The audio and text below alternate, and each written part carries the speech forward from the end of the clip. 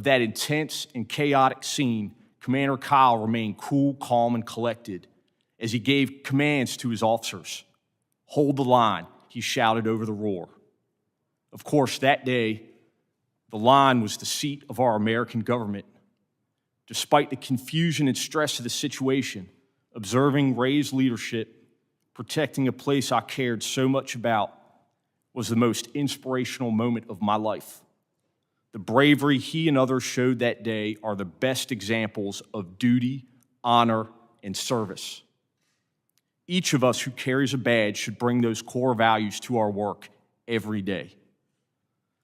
The fighting in the Lower West Terrace Tunnel was nothing short of brutal. Here I observed approximately 30 police officers standing shoulder to shoulder, maybe 4 or 5 abreast, using the weight of their bodies to hold back the onslaught of violent attackers. Many of these officers were injured, bleeding, and fatigued, but they continued to hold the line. As I don't have to tell the members in this room, the tunnel is a narrow and long hallway. It is not the sort of space anyone would want to be pulled into hand-to-hand combat with an angry mob. Although the narrowness of the hallway provided what was probably the only chance of holding back the crowd from entering your personal offices, the House, and Senate chambers.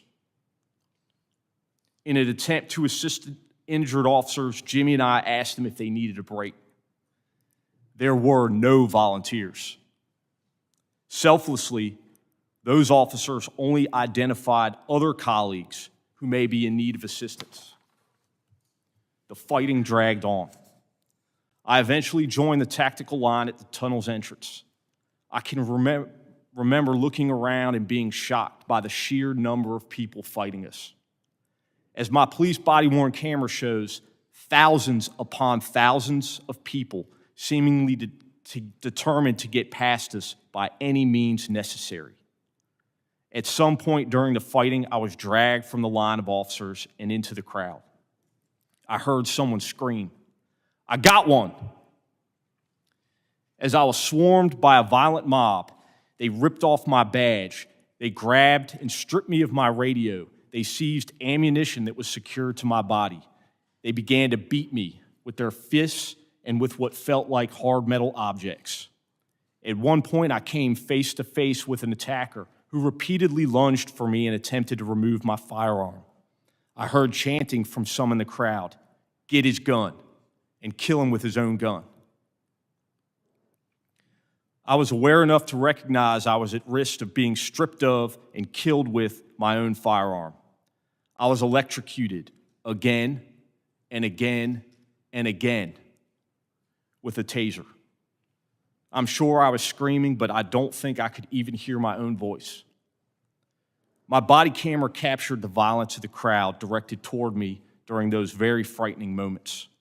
It's an important part of the record for this committee's investigation and for the country's understanding of how I was assaulted and nearly killed as the mob attacked the Capitol that day. And I hope that everyone will be able to watch it. The portions of the video I've seen remain extremely painful for me to watch at times, but it is essential that everyone understands what really happened that tragic day. During those moments, I remember thinking there was a very good chance I would be torn apart or shot to death with my own weapon. I thought of my 4 daughters who might lose their dad. I remain grateful that no member of Congress had to go through the violent assault that I experienced that day. During the assault, I thought about using my firearm on my attackers, but I knew that if I did, I would be quickly overwhelmed. And that, in their minds, would provide them with the justification for killing me. So I instead decided to appeal to any humanity they might have. I said as loud as I could manage, "I've got kids." Thankfully, some in the crowd stepped in and assisted me.